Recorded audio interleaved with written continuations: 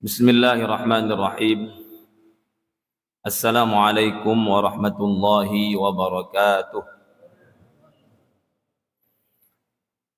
Alhamdulillahi rabbil alamin. Wabihi nasta'inu ala umuri dunya waddin. Wassalatu wassalamu ala al-mab'uthi rahmatan lil alamin. Sayyidina wa qurrati a'yunina wa syafi'ina wa maulana Muhammadin sallallahu alaihi wasallam wa ala alihi wa ashabihi wa azwajihi wa dhurriyyatihi wa ummatihi ajma'in. Amma ba'd, Rabbana shrah lana sudurana wa yassir lana umurana wahlul 'uqdatam min lisanina yafqahu qawlana. Allahumma iftah alaina futuhal 'arifina bihikmatik وانشر علينا رحمتك برحمتك يا أرحم الراحمين. اللهم اجعل جمعنا هذا جمعا مرحوما واجعل تفرقنا من بعده تفرقا معصوما ميمونا ولا تجعل فينا ولا بيننا ولا معنا شقيا ولا محروما. صلى الله على سيدنا محمد وعلى آله إلى حضرة نبينا وشفيعنا ومولانا محمد صلى الله عليه وسلم وآل كل وصحب كل أجمعين. الفاتحة. بالله من الشيطان الرجيم. بسم الله. الحمد لله رب العالمين الرحمن الرحيم مالك يوم الدين إياك نعبد وإياك نستعين اهدنا الصراط المستقيم صراط الذين أنعمت عليهم غير المغضوب عليهم ولا الضالين. Bapak-bapak hadirin jamaah salat maghrib Masjid At-Taqwa yang dirahmati oleh Allah Subhanahu wa taala. Alhamdulillah pada malam hari ini kita masih diberi kesempatan oleh Allah bisa hadir di taman-taman surga, majelis ilmu. Mudah-mudahan duduknya kita di sini selama menuntut ilmu dinilai sebagai kebaikan yang akan memperberat timbangan kebaikan kita nanti di hari kiamat. Masih dalam kajian kitab fikih Syafi'i dari kitab Al-Mu'tamad fil Fiqh Syafi'i karya guru kita Syekh Dr. Muhammad Az-Zuhaili. Pada pertemuan yang lalu kita sampai pada rukun yang terakhir, rukun yang ke-13 daripada rukun salat, yaitu tertib, ya, atau tertibul arkan. Yaqulul muallifu rahimahullahu ta'ala wa nafa'ana bi'ulumihi fid dharaini amin. Inna tartiba mu'dhamil arkanis sabiqah ruknun min arkanis salah wa fardun fiha.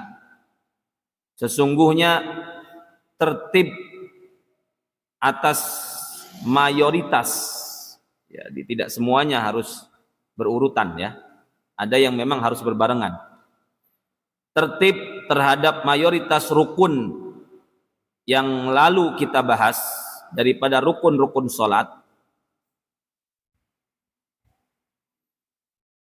ya, merupakan rukun di antara rukun salat dan kewajiban di antara kewajiban salat. Jadi tertib itu termasuk rukun dan kewajiban. وذلك بأن يبدأ بالنية وتكبيرة الإحرام ثم بقراءة الفاتحة ثم الركوع ثم الاعتدال منه ثم السجود ثم الجلوس بين السجدتين ثم السجدة الثانية وهكذا في بقية الركعات. Bagaimana tertib itu? Yaitu dengan memulai dengan niat dan takbiratul ihram, lalu membaca surat Al-Fatihah, lalu ruku', lalu i'tidal, lalu sujud, lalu duduk di antara dua sujud, lalu sujud yang kedua, dan demikian juga di rakaat-rakaat berikutnya. Wad dalilu ala wujudi tartib ittiba'ur Rasul sallallahu alaihi wasallam fi salatih. Dalil kewajiban tertib di dalam salat adalah mengikuti salatnya baginda Rasulullah sallallahu alaihi wasallam. Wa amruhu bis salati kama shalla. Dan perintah Rasulullah sallallahu alaihi wasallam kepada kita untuk salat mengikuti salatnya seperti salatnya Rasulullah sallallahu alaihi wasallam. dalam hadis beliau yang masyhur, "Shallu kama ra'aitumuni usalli." Salatlah kalian sebagaimana kalian lihat aku salat.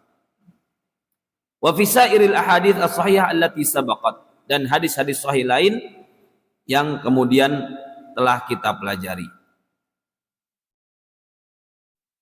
Wa tartibu fi mu'dhamil arkani fardun wa fi ba'dihha yajibul iqtiran wa laysa tartib. Tertib pada mayoritas rukun merupakan sebuah kewajiban.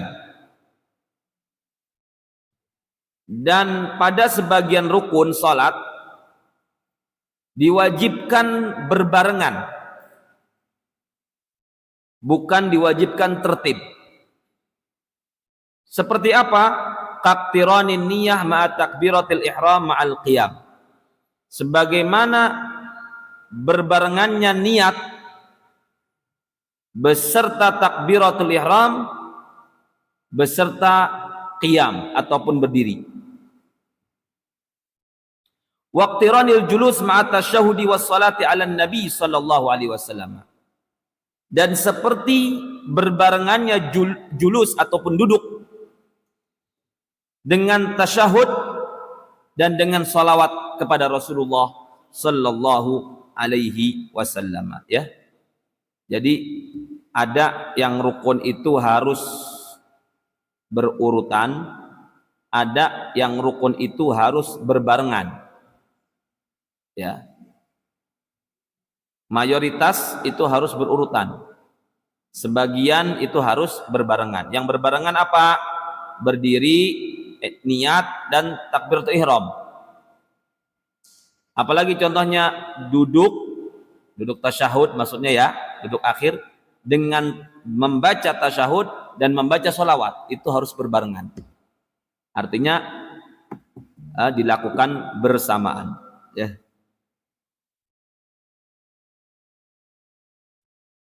Bagaimana kalau rukun ini ditinggalkan? Ya. Kita ketahui bahwa rukun ini adalah wajib, bahwa tertib itu adalah wajib. Ya. Tertib terhadap rukun sholat itu hukumnya wajib. Bagaimana kalau ditinggalkan? Maka kita lihat dalam dua kondisi. Dia meninggalkannya secara sengaja ataupun lupa. Yang pertama, kalau ditinggalkan secara sengaja, maka kita lihat rukun yang ditinggalkan itu rukun qauli atau fi'li. Rukun berupa ucapan atau berupa gerakan.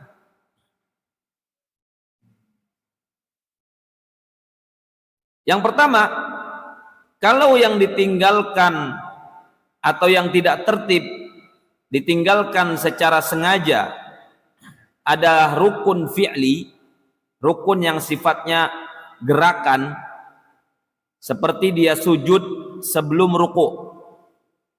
Dia sujud dulu baru ruku. Atau ruku dulu sebelum membaca surat Al-Fatihah. Atau salam sebelum sujud.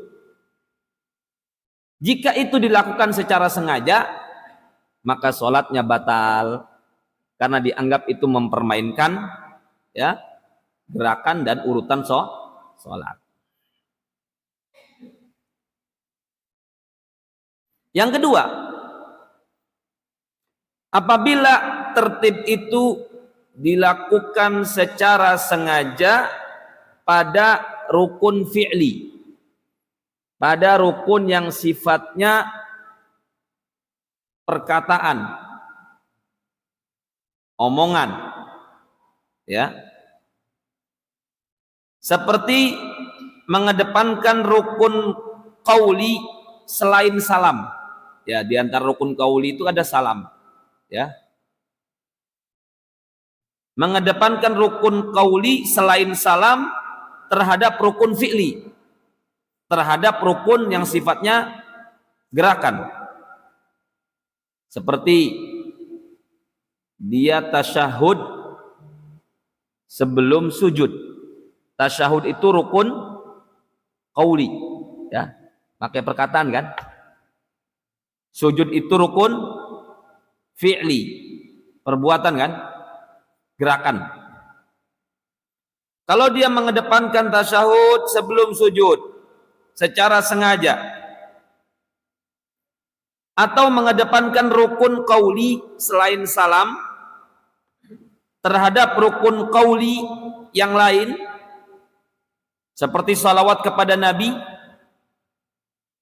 Jadi misalkan dia sholawat dulu baru tasyahud, kan harusnya asyhadu an la ilaha illallah dulu, asyhadu baru sholawat. Ini dia sholawat dulu baru tasyahud.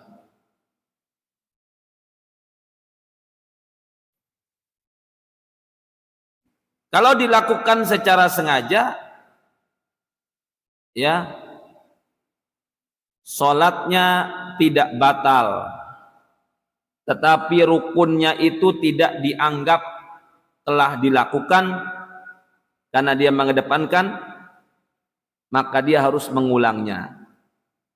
Misalkan dia membaca sholawat dulu baru tasyahud, ya, tidak batal sholatnya, tetapi sholawat dan tasyahudnya itu dianggap tidak terlaksana atau belum dilakukan, harus diulang lagi sesuai tertib, yaitu tasyahud dulu baru sholawat.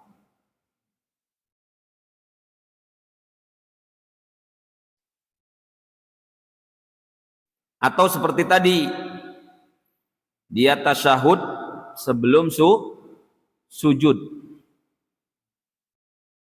ya, maka harus diulang lagi sujudnya dan diulang lagi tasyahudnya. Jadi itu kalau dilakukan secara sengaja, ya. Jadi kalau dilakukan meninggalkan tertib secara sengaja, kita lihat yang ditinggalkan itu rukun berbentuk qauli atau berbentuk fi'li, berbentuk gerakan atau berbentuk ucapan. Kalau gerakan, ya, ditinggalkan tertibnya secara sengaja, batal sholatnya. Kalau perkataan selain salam, ya, maka tidak batal, tetapi rukunnya tidak dianggap, harus diulang lagi, ya, seperti tadi contohnya. Baik, bagaimana kalau ditinggalkan tertibnya itu karena lupa, ya. Jadi kalau seorang yang sholat, dia meninggalkan tertib terhadap rukun sholat secara lupa, lalu dia ingat, maka kita lihat juga ada dua kondisi. Ya, ini agak sedikit perlu konsen, karena memang agak sedikit detail, ya.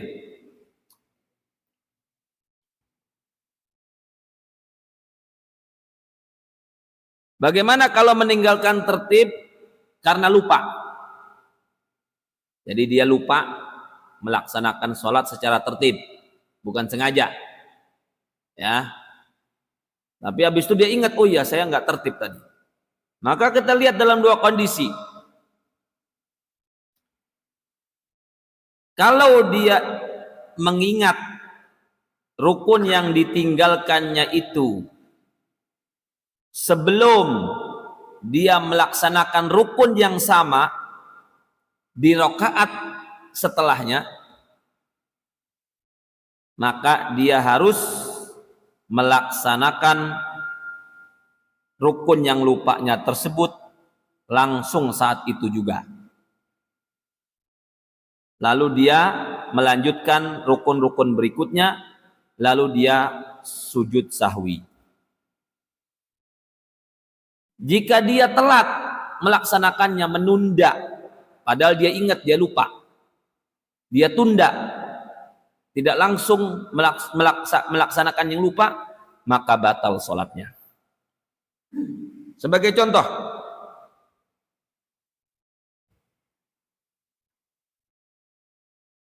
kalau dia lupa meninggalkan rukun.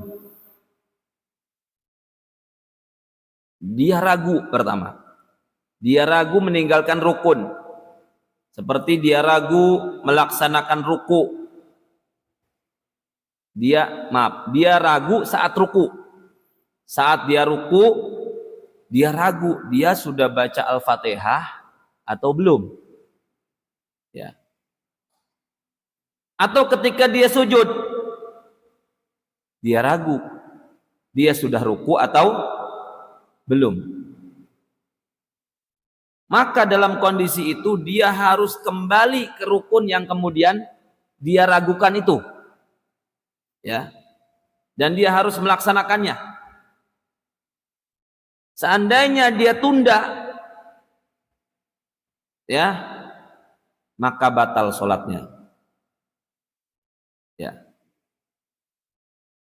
Kecuali kalau dia ragunya itu ketika berdiri, masih dalam berdiri, dia ragu sudah baca Al-Fatihah atau belum.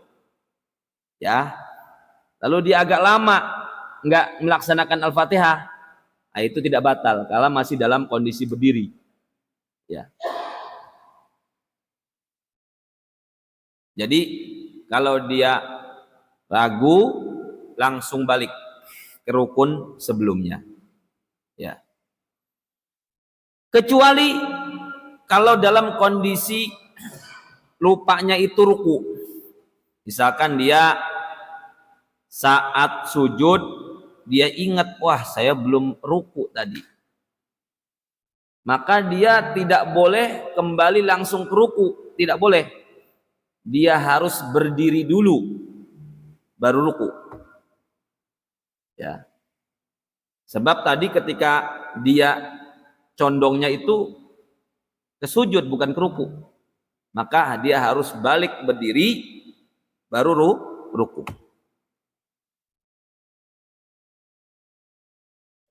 Jadi tidak cukup ketika kita sujud kita lupa belum ruku, langsung balik ke ruku, tidak boleh. Harus ada ancang-ancangnya dulu mau ruku kan. Nah, niatnya memang mau ruku gitu loh. Jadi harus berdiri dulu baru ruku. Ya. Karena kecondongan tadi itu untuk sujud bukan untuk ruku. Ya. Maka tidak dianggap kecondongannya tadi ya. Lalu setelah itu melaksanakan rukun-rukun berikutnya. Begitu juga ketika wakadha fi sujudi in lam yajlis ba'daha. Begitu juga kalau kita ingat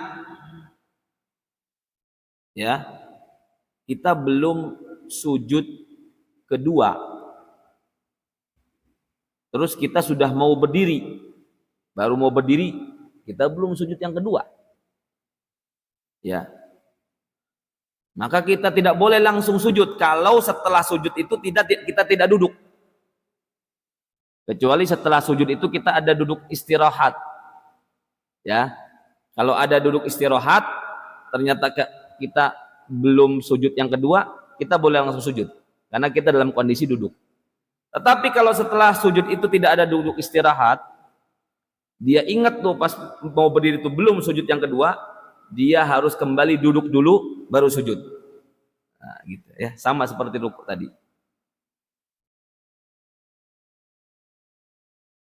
Itu kalau rukun yang ditinggalkannya itu dia ingatnya sebelum rukun yang sama dilakukan pada rakaat berikutnya. Ya. Tetapi kalau dia ingatnya rukun yang ditinggalkannya itu pada rukun yang sama pada rakaat berikutnya. Contoh, dia lagi sujud pada rakaat yang kedua. Lalu dia ingat, saya belum sujud pada rakaat yang pertama. Itu kan sama-sama lagi sujud kan? Sudah nyampe sujud rakaat kedua. Ya. Maka dalam kondisi itu ya, Rakaat kedua itu dianggap rakaat pertama. Jadi tidak perlu balik lagi ke rakaat yang pertama. Nah, rakaat yang keduanya itu dianggap rakaat yang pertama, nanti berarti tambah lagi satu rakaat. Karena rakaat yang pertama tadi dianggap batal karena nggak ada sujud. Gitu ya. Jadi kalau ingatnya lupanya itu pada rukun yang sama pada rakaat berikutnya, atau saya ketika ruku ya, ketika ruku ingat saya belum ruku pada rakaat pertama tadi, ya kita nggak boleh berdiri lagi nanti ruku lagi, enggak, itu dianggap rakaat pertamanya batal, ya nanti datang tambah satu rakaat lagi berarti, ya karena sudah sampai pada rukun yang sama pada rakaat berikutnya. Dianggap rakaat pertamanya adalah rakaat kedua yang tadi yang kita sempurna tadi. Karena rakaat yang pertama tadi kita lakukan tidak sempurna, tidak ada rukun yang ketinggalan.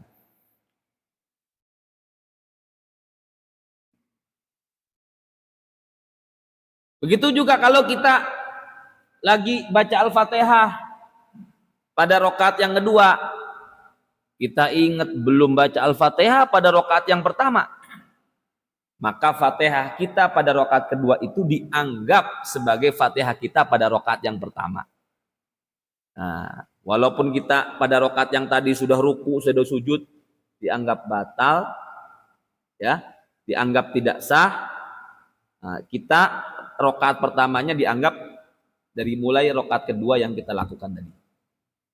Ya, berarti dilanjutkan pada rukun-rukun berikutnya.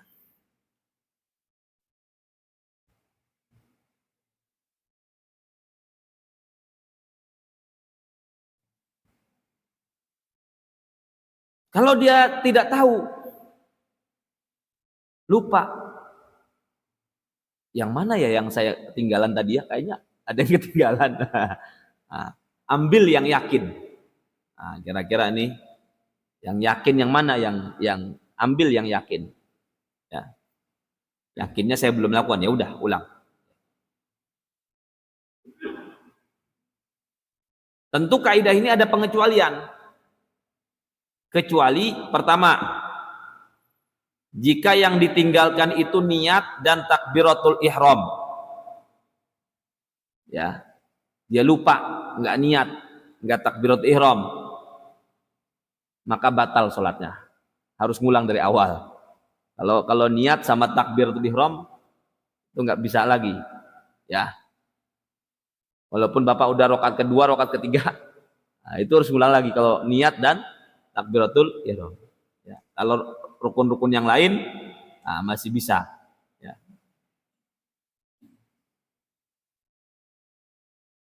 Yang kedua, kalau yang dia tinggalkan itu salam secara lupa, dia udah tasyahud langsung aja lari, belum salam, gitu kan. Apa yang dilakukan? Dia langsung salam, ya, dan tidak perlu sujud sahwi. Ya, jadi kalau yang dilupain adalah salam, cukup balik lagi langsung salam. Baik itu jedanya agak lama ataupun sebentar. Jadi langsung salam aja.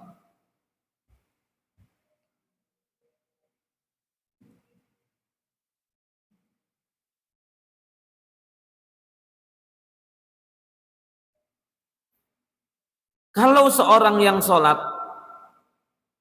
pada akhir sholatnya atau setelah sholat tapi belum terlalu lama jedanya dan belum kena najis, dia yakin bahwa dia meninggalkan sujud pada rakaat terakhir. Saya belum sujud pada rakaat terakhir nih, maka dia harus sujud saat itu juga dan kembali tasyahud lagi. Ya, sujud tasyahud lagi baru salam. Kenapa harus tasyahud lagi? Karena tasyahud yang sebelumnya itu dilakukan sebelum sujud, maka dianggap tasyahudnya tidak sah. Ya.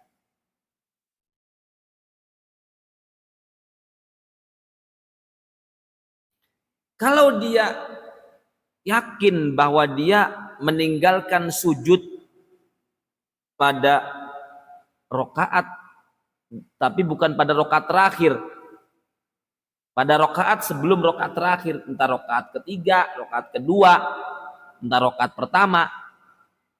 Nah, dia pada akhir sholat atau udah salam, dia ingat nih belum sujud pada rokaat yang ketiga, atau rokaat kedua, atau rokaat yang pertama, maka dia harus menambah satu rokaat, tidak cukup sujud aja.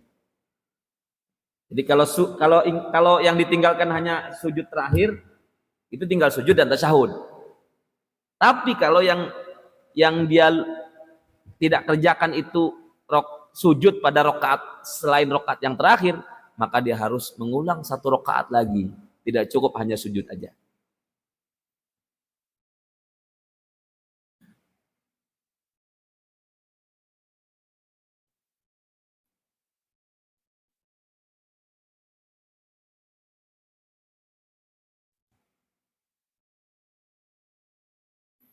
Kalau dia ragu yang ditinggalkan ini sujud pada rokaat terakhir atau rokaat kedua atau ketiga, nah, maka dianggap aja yang ditinggalkan adalah rokaat selain rokaat terakhir. Berarti harus nambah satu rokaat lagi aja. Ya itu lebih hati-hati, lebih ahwat namanya.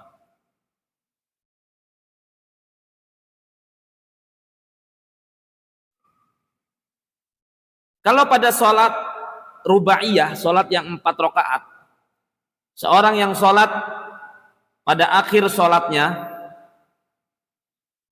dia yakin bahwa dia meninggalkan 2 sujud, ya. Tapi dia lupa di mana saya. Pokoknya saya tinggalan 2 sujud aja, ya. Maka kalau 2 sujud yang dia tinggalkan, kalau dia lupa tempatnya, maka dia wajib menambah 2 rakaat lagi. Ya, jadi dianggap dia itu 2 rakaatnya batal. Ya.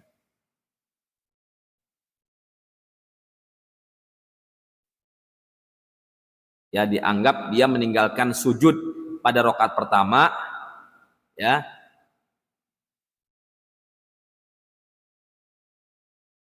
Dan kemudian diganti dengan sujud pada rakaat kedua, ya. Juga meninggalkan sujud pada rakaat ketiga dan dianggap diganti dengan sujud pada rakaat yang keempat. Jadi masih kurang 2 rakaat lagi. Jadi ulama fikih itu ya Pak ya, sampai sedetil ini. Detil banget. Lupa ini. Ya. Sedetil ini kalau lupanya pas ini. Karena ini masalah sholat nih jadi apalagi dalam madhab Syafi'i ya, sangat ketat ya hubungannya dengan Allah Subhanahu wa taala. Begitu juga kalau di sholat yang rubaiyah, sholat yang 4 rakaat, seorang yang sholat dia tahu bahwa dia meninggalkan 3 sujud, tapi tidak tahu di mana dia tinggalkan, pokoknya 3 sujud aja. Ya. Gak tahu di rakaat pertama, kedua, ketiga. Ya.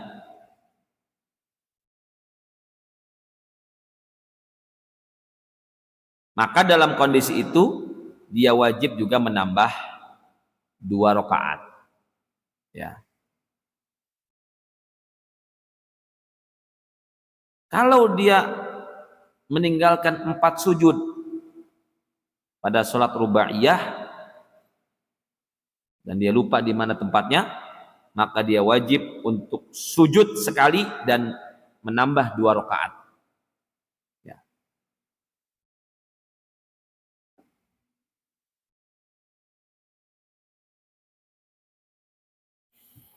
Baik. Terkait dengan rukun tertib ini ada 2 perkara yang harus diperhatikan. Yang pertama disyaratkan al-wala. Al-wala itu berkesinambungan antara satu rukun dengan berikutnya. Jadi disyaratkan tidak boleh memanjangkan rukun yang pendek.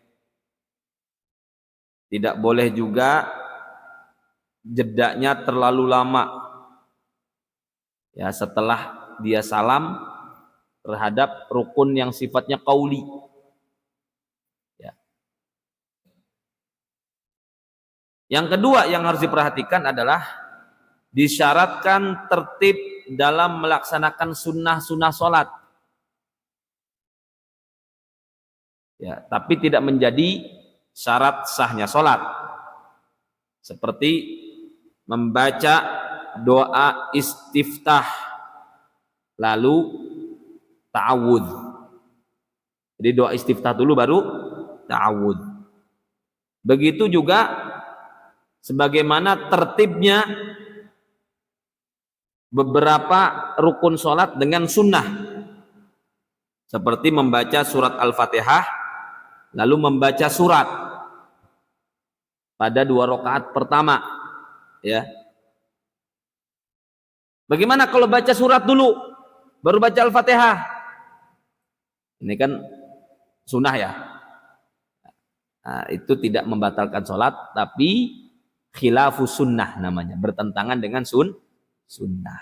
Nah, jadi kalau beda tertib antara rukun dengan sunnah sih tidak sampai membatalkan sholat.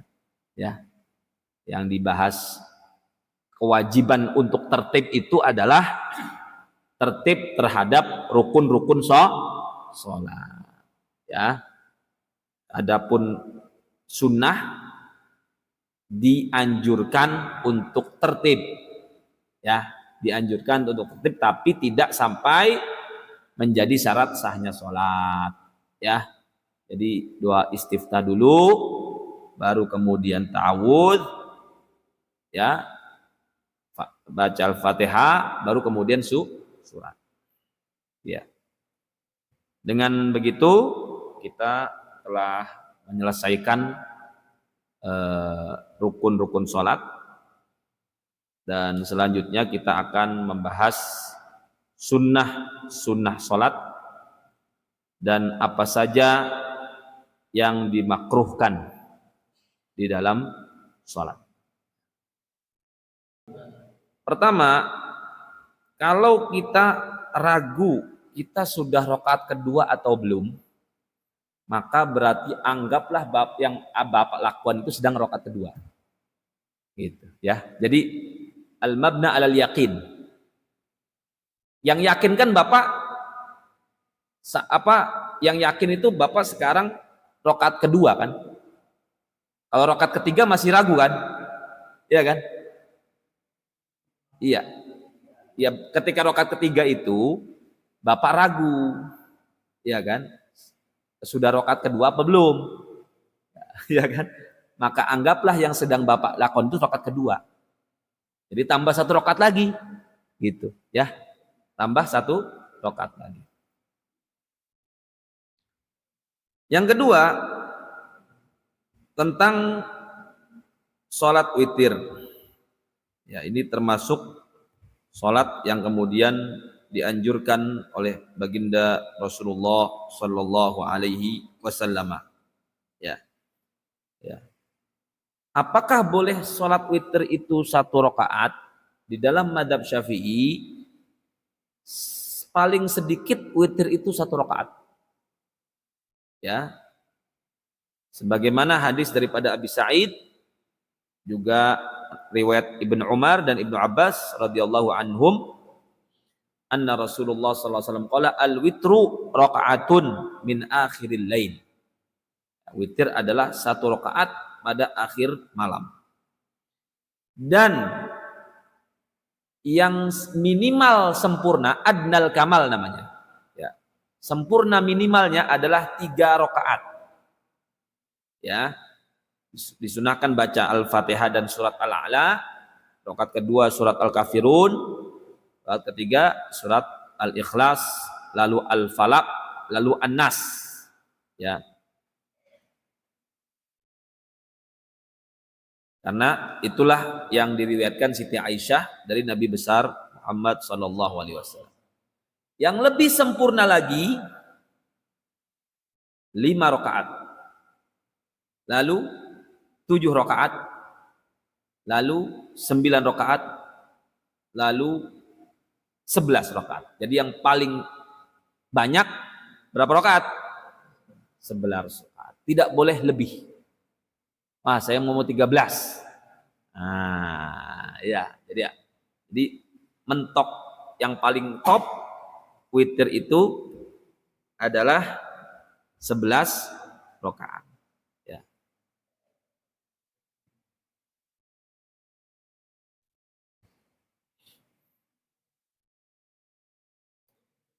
Kalau dia melakukan sholat witir lebih daripada 1 rakaat, ya, boleh dilakukan 1 tasyahud atau 2 tasyahud. Ya.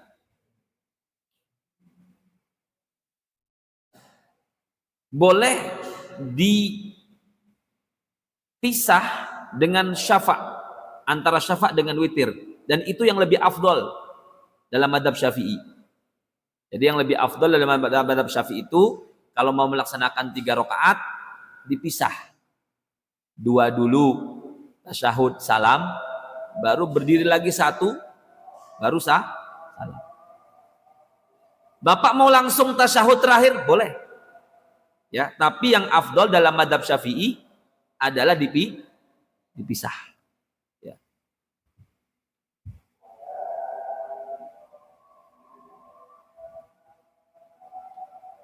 Sebagaimana riwayat daripada Ibnu Umar radhiyallahu anhuma, anna Nabiyya sallallahu alaihi wasallam kana yafsilu baina syaf'i wal witr. Nabi memisah antara yang bilangannya genap dengan yang witir. Ya.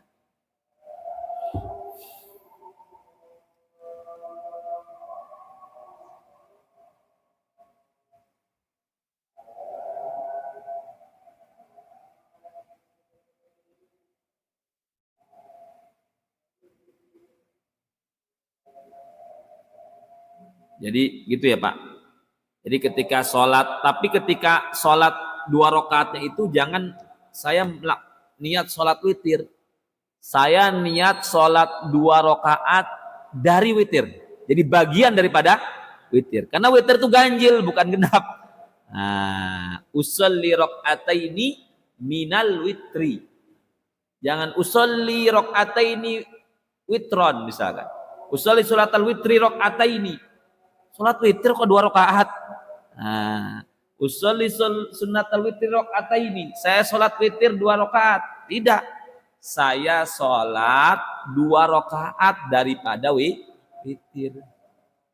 Jadi sesungguhnya witirnya dia pengen 3 rakaat, pengen 5 rakaat, pengen 7 rakaat. Dia tergenang Bapak mungkin pengen 11 rakaat.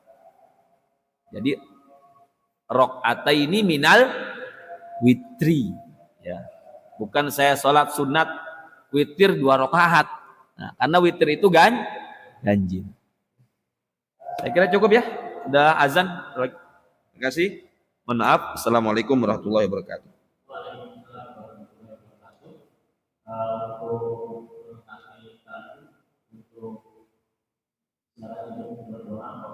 Ya, baik. Allahumma salli ala sayyidina Muhammadin fil awwalin wal akhirin wa barik wa sallim radhiyallahu ta'ala an sadatina ashabi Rasulillah ajma'in.